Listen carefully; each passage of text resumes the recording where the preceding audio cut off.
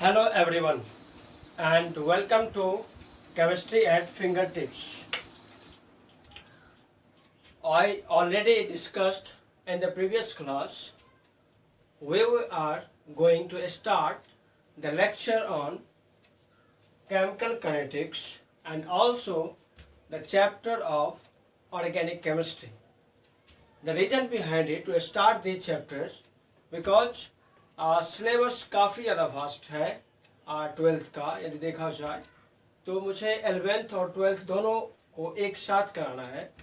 तो क्या होगा कि 11th की जो बेसिक है जो आपको चाहिए वो ऑलरेडी चल रहा है, जो एक प्लेलिस्ट होगी basic of organic chemistry 11th and 12th। लेकिन क्या है साथ साथ आपको जो आपका सिलेबस है 12th का उसे भी कंप्लीट करना है क्योंकि टाइम लैप्स हो रहे हैं। ठीक है, लॉकडाउन है अभी तो आपकी ऑफलाइन क्लासेस भी बंद है, तो एक ही सहारा है वो है ऑनलाइन। तो जब हम ऑनलाइन क्लासेस आपको दे रहे हैं, यदि आप मुझे फॉलो कर रहे हो कि नहीं आपकी क्लासें मुझे कंप्लीट करना है, तो मेरी भी रिस्पॉन्सिबिलिटी होती है कि आपके सिलेबस को हम कंप्लीट कराएं समय से पहले। जितने भी बोर्ड एग्जाम होते हैं that will be held in the month of February, right. और जो भी कॉम्पिटिटिव एग्जाम है वो मार्च या अप्रैल में होते हैं। ठीक है, तो क्या है उससे पहले बोर्ड एग्जाम से पहले आपकी सारी क्लासेस वो कंप्लीट करानी है क्योंकि आपके 12th का जो मार्क्स है वो भी बहुत ही मैटर करती है आपके इंजीनियरिंग में और मेडिकल में। वो कब मैटर करती है, आपके एडमिशन हो जाएगी किसी भी कॉलेज में, लेकिन at the end of the placement आपको वहाँ पे क्राइटेरिया होती है तो वहाँ पे मैटर करता है। ठीक है, अभी आप देखो, अभी जो हम पढ़ने जा रहे हैं इसका नाम है केमिकल काइनेटिक्स। ये आपकी एनसीईआरटी की 4th चैप्टर है। अब हम सॉलिड स्टेट से भी स्टार्ट कर सकते थे, सॉल्यूशन से भी स्टार्ट कर सकते हैं, लेकिन रीज़न ये है कि हम सॉलिड स्टेट और सॉल्यूशन से इसलिए स्टार्ट नहीं किए हैं क्योंकि वहाँ पे क्या है कि आपका मोल कॉन्सेप्ट का कुछ ज़्यादा ही थ्योरी है। तो जब तक आप 11th का मोल कॉन्सेप्ट आपका क्लियर नहीं होगा तो उस दोनों चैप्टर का आप क्या कर सकते हो, प्रॉब्लम आप सॉल्व नहीं कर सकते हो। फिजिकल केमिस्ट्री का पढ़ने का मीनिंग है कि आपका न्यूमेरिकल्स जो भी पूछे वो बनना। ठीक है, अभी ये जो क्लास होगी आपका, ये जो चैप्टर स्टार्ट किया है मैंने, तो इसमें आपका क्या होगा कि थ्योरी चलेगा प्लस बोर्ड में एग्जाम में जो भी क्वेश्चन पूछा हुआ वो भी हम यहाँ पे सॉल्व करवाएंगे, प्लस क्या होगी जेईई मेन और एडवांस का भी पेपर और नीट का जो भी प्रीवियस ईयर क्वेश्चंस पूछे हुए हैं वो सारे यहाँ पे सॉल्व करवाएंगे। तो केमिकल काइनेटिक्स का मीनिंग क्या है, फर्स्ट आता है what is the meaning of chemical kinetics. So the meaning of the chemical kinetics basically it depends upon the reaction. Actually in this chapter हम लोग जो है केमिकल रिएक्शन के बारे में पढ़ेंगे एंड उस केमिकल रिएक्शन पे कौन कौन सी फैक्टर ऐसी है जिससे वो अफेक्ट होता है वो केमिकल रिएक्शन। जस्ट लाइक यदि हम बात करें कि हमारे पास में कोई भी एलिमेंट है ए और वी है, वो रिएक्शन करके मुझे क्या दे रहा है, सी दे रहा है, राइट। तो आप लोगों का बेसिक क्लियर होगा तो आप मुझे आप क्लियरली यहाँ पे बता सकते हो कि यहाँ पे क्या है, ये जो है वो क्या है रिएक्टेंट और ये क्या है प्रोडक्ट। ठीक है, ये क्या है रिएक्टेंट और ये क्या है प्रोडक्ट। तो अभी देखो अब रिएक्टेंट और प्रोडक्ट का मीनिंग यहाँ पे क्या है, तो एक्चुअली आप जब कोई भी ऑर्डर पर होगे तो आपको रिएक्टेंट और प्रोडक्ट से डील करना पड़ता है। ठीक है, जैसे कि इस चैप्टर में आप ऑर्डर ऑफ रिएक्शन निकालोगे। ठीक है, first order, second order, zero order, third order. जो सिलेबस है आपका एनसीईआरटी में वो कहाँ तक है, सेकेंड ऑर्डर तक पढ़ना है। तो अभी क्या है ए प्लस बी क्या है रिएक्टेंट, ये क्या है सी प्रोडक्ट।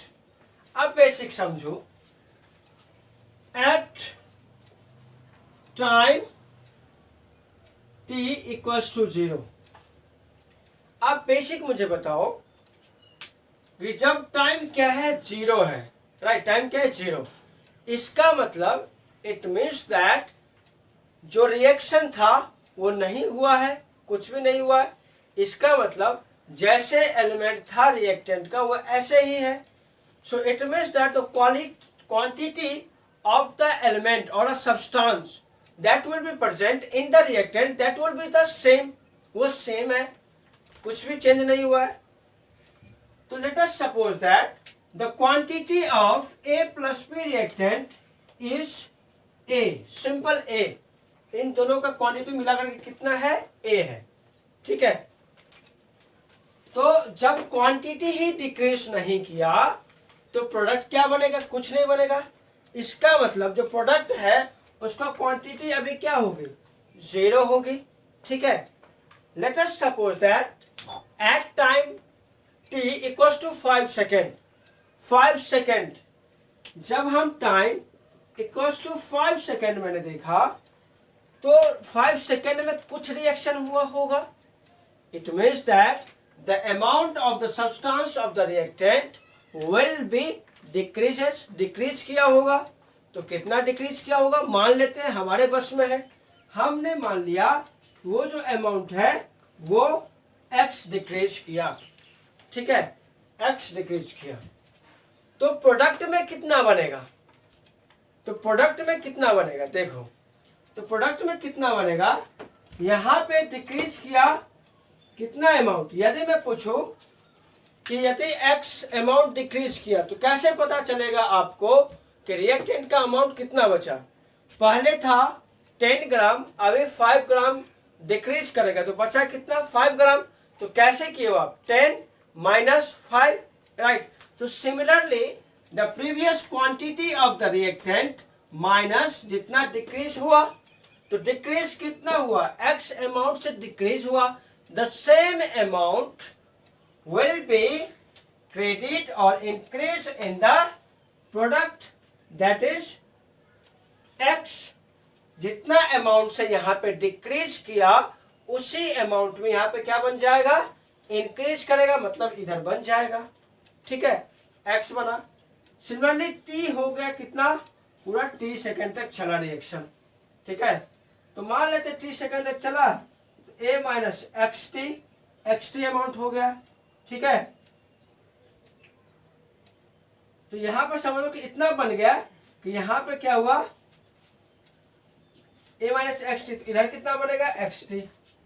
तो यहां पे एक ही फंडा आ रहा है, यहां पे समझने के लिए कुछ नहीं था, आपको एक बेसिक क्लियर करने की जरूरत थी, क्योंकि जब आप आगे एवरेज रेट ऑफ रिएक्शन पढ़ोगे या इंस्टेंटेनियस रेट ऑफ रिएक्शन पढ़ोगे तो इसके बेस पे आपके जेईई मेन और एडवांस में भी क्वेश्चन पूछे जाते हैं। साथ ही स्टेट बोर्ड या सीबीएसई में 2 नंबर्स में ये क्वेश्चंस पूछे जाते हैं। तो यहाँ पे बेसिक यही था कि जब टाइम जीरो था तो क्वांटिटी इसकी ए थी और प्रोडक्ट में जीरो था।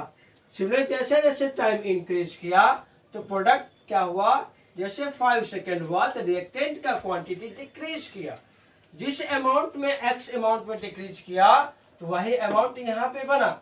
सिमिलरली जब टाइम इक्वल्स टू t हो गया तो क्या हो गया, xt अमाउंट उसका डिक्रीज करेगा तो वही xt इधर बना। ये कॉन्सेप्ट क्लियर है। अब हम क्या करेंगे, डेफिनेशन ऑफ केमिकल काइनेटिक्स लिखेंगे। सो आप लिखिएगा डेफिनेशन क्या होती है। डेफिनेशन ऑफ केमिकल काइनेटिक्स ये होती है, तो बेसिकली आपको क्या पता चला यहाँ पे कि रेट ऑफ रिएक्शन, राइट।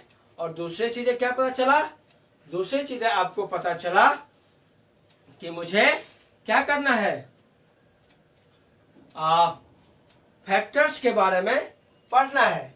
तो यहाँ पे बेसिकली क्या हुआ कि केमिकल काइनेटिक्स का डेफिनेशन जो भी बनेगा वो भी बनेगा किसके बेस्ड पे, रेट ऑफ रिएक्शन और फैक्टर्स के रेट में। तो आपको अब क्या करना है, डेफिनेशन लिखिएगा आप, यदि लिखना है तो इसका डेफिनेशन लिखे। It is the branch of physical chemistry, it is the branch of physical chemistry which deals with the rate of chemical reaction and factors affects the chemical reaction, right। factors affect the chemical reaction, right? It's called the chemical kinetics. Simple thing. क्या था definition?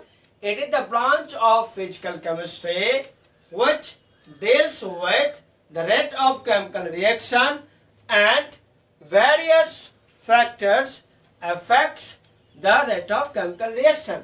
Is called the chemical kinetics. ये एक definition है जो हर तरह आप जहां भी देखोगे वहां पे मिल जाएगा. अब एक हम लोग क्या शॉर्टकट में यदि मुझे बताना है किसी को तो कैसे बोल सकते हैं? सिंपल बोल सकते हैं कि it is the branch of physical chemistry which deals with the reaction mechanism. Mechanism ही तो हो रहा है. Mechanism means what? Mechanism means हम लोग रिएक्शन के साथ में खेलेंगे, ठीक है, मतलब उसके बारे में पढ़ेंगे, तो मैकेनिज्म ही है. तो ठीक है, तो ये था, ठीक है. तो डेफिनेशन ऑफ केमिकल काइनेटिक्स आपका क्लियर हो गया. अब जो नेक्स्ट आती है वो क्या क्या टर्म आया? यहाँ पे दो चीज हमारे पास में आई.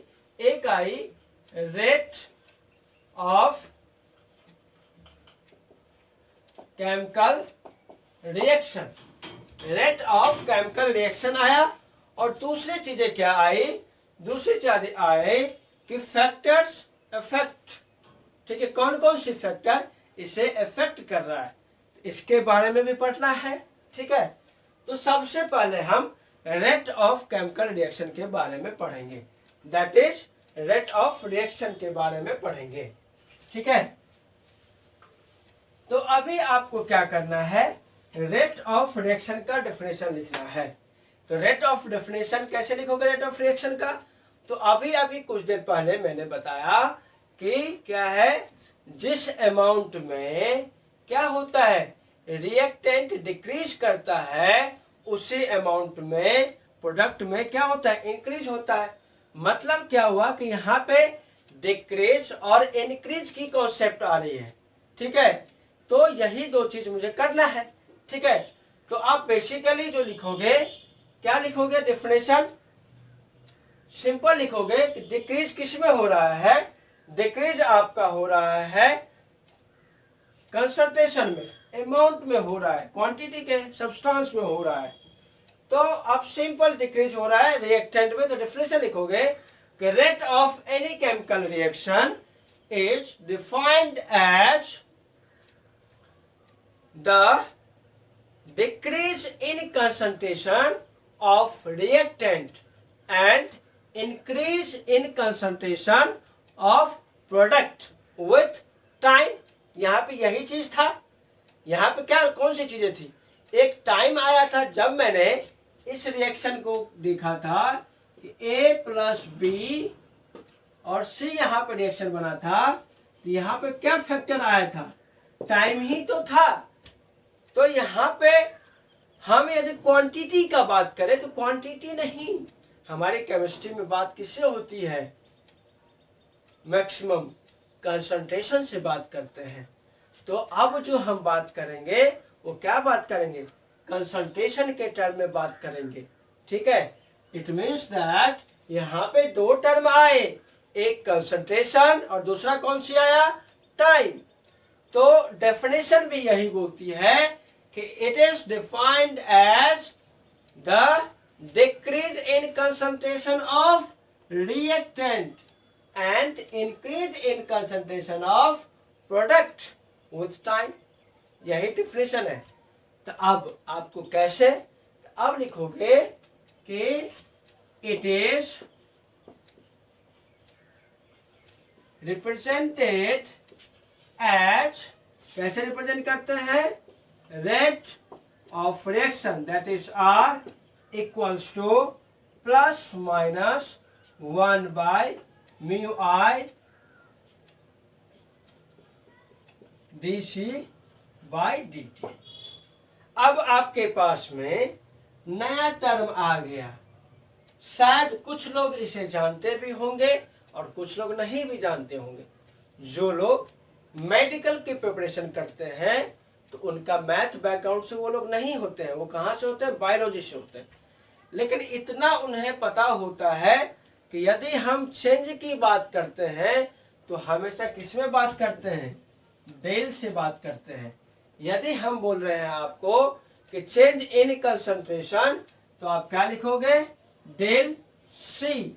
ठीक है, अभी हम डिफरेंस बताएंगे डेल और ये स्मॉल डी में।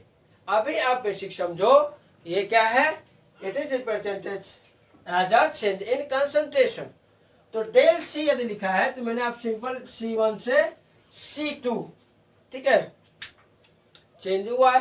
चेंज यदि कोई भी क्वांटिटी होता है तो किससे रिप्रेजेंट करेंगे, डेल से, ये माइंड में रखना है। ठीक है, और डी से भी करते हैं। तो डिफरेंस क्या है डेल और डी में, डेल रिप्रेजेंट होता है एवरेज के लिए और डी होता है इंस्टेंटेनियस के लिए। ठीक है, तो अभी मैंने लिखा rate of reaction equals to plus minus 1/μI dC/dt। तो अब आपका क्या क्लियर हो गया कि जहां पर भी डेल और स्मॉल डी लगा हुआ है, इसका मतलब ये आप बता सकते हो कि ये जो टर्म है डीसी वो किसको रिप्रेजेंट करता है, it represents the change in concentration. तो आप सिंपल सी यहां पे लिख लो, तो सी इक्वल्स टू क्या है, कंसंट्रेशन, और डीसी यदि ऐसे लिखा हुआ है इसका मतलब आप क्या लिखोगे, चेंज इन कंसंट्रेशन। ठीक है, अब टी तो एक छोटा बच्चा भी बता देगा, T belongs to time, right. तो डी टी का मतलब क्या होगा, फिर से change in time. So D T change in time हो गया। अब म्यू आई क्या है, तो म्यू आई जो है एक स्टेशियोमेट्रिक कोफिशिएंट है, जो हम एक एग्जांपल से आपको बताएंगे। जैसे कि देखिए आपके पास में ऐसे रिएक्शन दिया हुआ होगा, ठीक है, ऐसे रिएक्शन दिया हुआ होगा, और यदि आपके पास में यहाँ पे 3 + 2 और यहाँ पे 5 दे दिया, लेट अस सपोज दैट, ठीक है, तो स्टेशियोमेट्रिक कोफिशिएंट का मीनिंग यही है कि the numerical value which will be added और multiplied with a what, reactant element. Reactant element के साथ में जो न्यूमेरिकल वैल्यू ऐड है वही क्या है, स्टेशियोमेट्रिक कोफिशिएंट है। तो यहाँ पे कोई बड़ी चीज थी नहीं, बस आपको एक एग्जांपल से समझा देना था। तो आपका अब क्या हो गया, म्यू आई भी क्लियर होगी। तो म्यू आई क्या है, अब सिंपल म्यू आई लिखोगे स्टेशियोमेट्रिक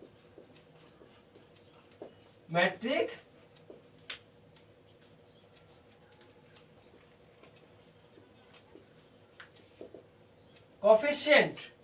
ये क्या है, स्टेशियोमेट्रिक कोफिशिएंट। तो म्यू आई क्या है, स्टेशियोमेट्रिक कोफिशिएंट। अब लॉजिक, ये प्लस और माइनस किसके लिए यूज हुआ है। अभी आप मुझे बताओ कि जब आप मैथ में सब्सट्रैक्शन करते हो तो कौन सी सिंबल यूज करते हो, माइनस सिंबल यूज करते हो। जब आप एडिंग करते हो तो कौन सी साइन होती है, प्लस। तो यहाँ पर जब अमाउंट इसका डिक्रीज कर रहा है, इसका मतलब घट ही तो रहा है, सब्ट्रैक्ट ही तो हो रहा है। तो माइनस साइन किससे बिलोंग कर रहा है, माइनस साइन क्या बता रहा है, ये बिलोंग कर रहा है कि रिएक्टेंट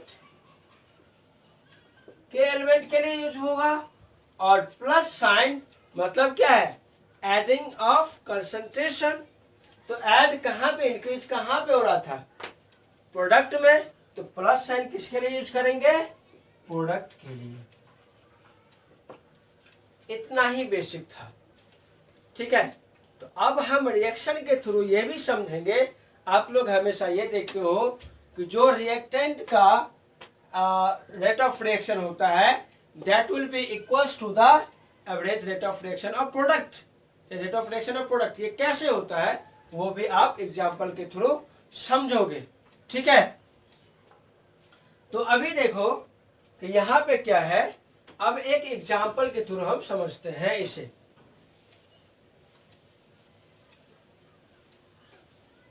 तो एग्जाम्पल ऐसा लेंगे हम कि उससे सारा क्लियर हो जाए हमारा। तो यहाँ पे हम एक एग्जाम्पल के थ्रू समझते हैं कि वो average rate of reaction of reactant and product का कैसे बराबर होता है। अभी आपके पास में एक सिंपल रिएक्शन है A to B, ठीक है।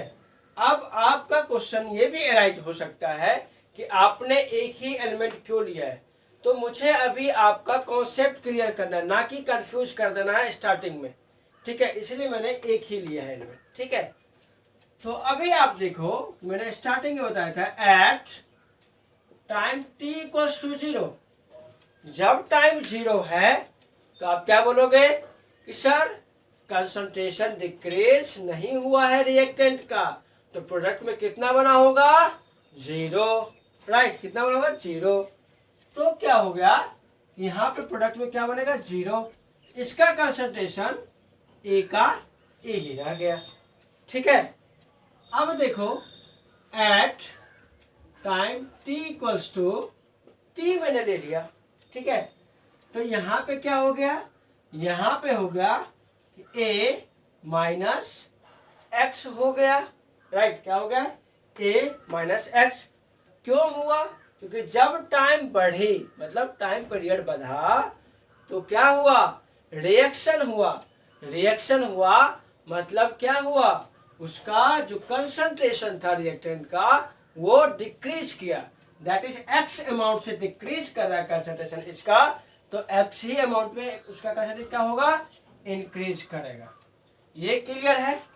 अब तो यदि मैं आपको अभी मैंने बताया था कि जब भी आपको चेंज इन कंसंट्रेशन किसी का भी दिखाना है तो आप किससे रिप्रेजेंट करते हो, डेल से या डी से।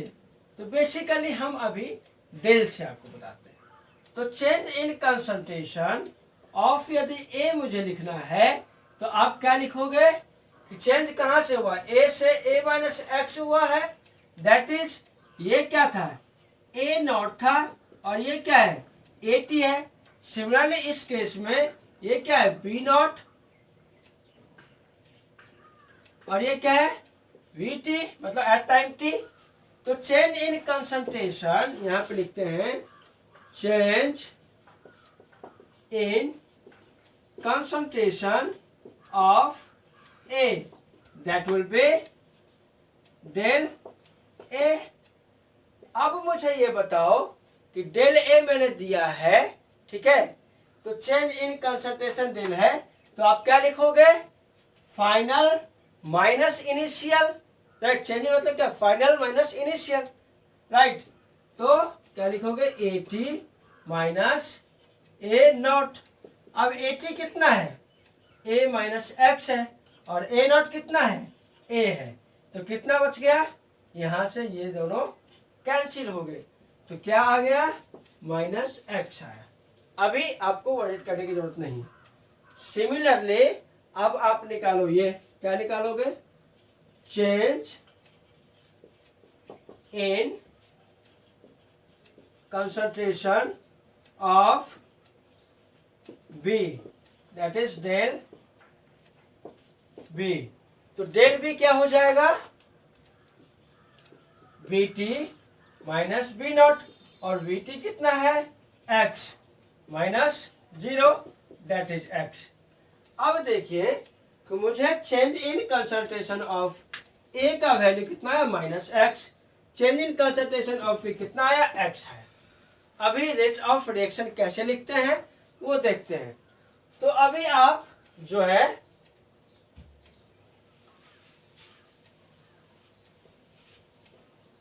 तो यहाँ पे हम शॉर्ट फॉर्म में लिखते हैं, चेंज इन कंसंट्रेशन कितना आया था हमारा माइनस एक्स, और change in concentration of V कितना आया था एक्स, ठीक है, ये आया था। अभी आप देखो सिंपल जो रेट ऑफ रिएक्शन है वो क्या लिखोगे। तो मैंने बताया था प्लस साइन किसके लिए यूज करेंगे, प्रोडक्ट के लिए यूज करेंगे, और माइनस साइन किसके लिए यूज करेंगे, रिएक्टेंट के लिए। तो रेट ऑफ रिएक्शन जो लिखेंगे हम क्या हो जाएगा minus right 1 by mu I D A, चाहे आपको कंफ्यूज ना हो, simple del A by del T. ठीक है, अभी देखो, अब म्यू आई यहाँ पे कितना है, तो मैंने बताया था म्यू आई क्या है, कोफिशिएंट है, एक स्टेशियोमेट्रिक कोफिशिएंट है, दैट इज यहाँ पे कितना है, 1 है, तो सिंपल क्या हो जाएगा 1 डिवाइड बाय 1। अब डेल ए कितना आया, डेल ए आया हमारे पास में -x, तो आप -x यहाँ पे लिख दो, और यहाँ पे क्या लिखोगे, सिंपल t लिख दो। अभी देखो माइनस साइन क्या हो गया, प्लस, तो कितना आ गया x/t। ये किसका आया, रेट ऑफ रिएक्शन जो लिखा मैंने वो किसका लिखा, किसका, रिएक्टेंट का लिखा।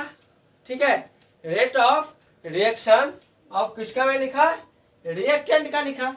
अब क्या करना है, रेट ऑफ रिएक्शन किसका लिखना है, प्रोडक्ट का लिखना है। तो जब आप प्रोडक्ट का रेट ऑफ रिएक्शन लिखोगे तो क्या हो जाएगा, +1/μi डेल b/डेल t। ठीक है, तो अभी बताओ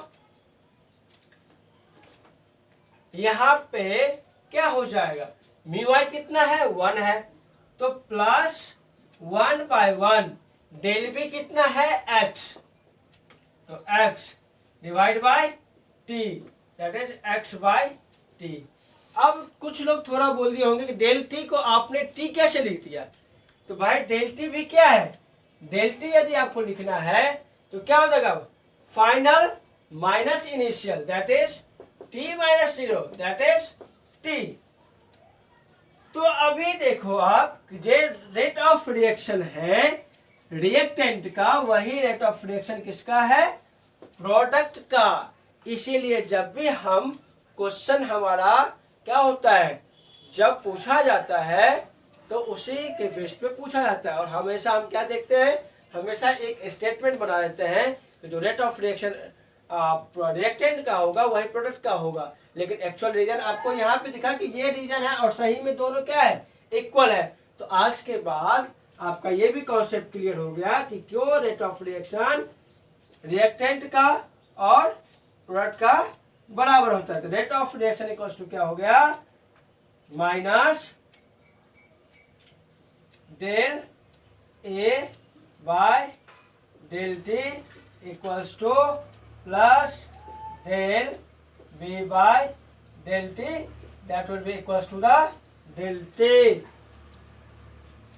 ये आपका आ गया, ठीक है, तो ये भी समझ में आ गया।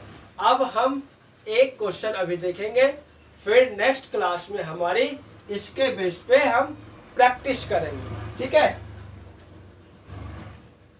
तो अब हम एक एग्जाम्पल के थ्रू हम देखते हैं कि कैसे होता है।